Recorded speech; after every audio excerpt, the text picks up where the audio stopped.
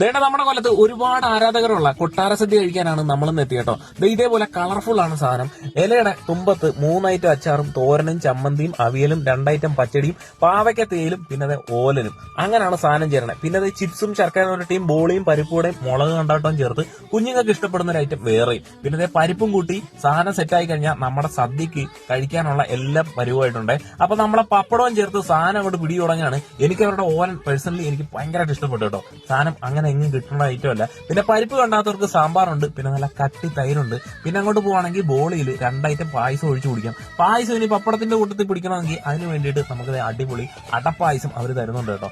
അതും കഴിഞ്ഞാൽ ലാസ്റ്റ് നല്ല രസവും പുളിശ്ശേരിയും നല്ല അടിപൊളി പച്ചമോരും ഇവിടെ ഉണ്ട്. അപ്പൊ ഇതെല്ലാം നമ്മൾ കഴിച്ചത് നമ്മുടെ കൊല്ലത്ത് ഉപാസനയുടെ തൊട്ടു മുമ്പ് ഇരിക്കുന്ന ശ്രീ ആനന്ദഭവനിൽ നിന്നാണ്.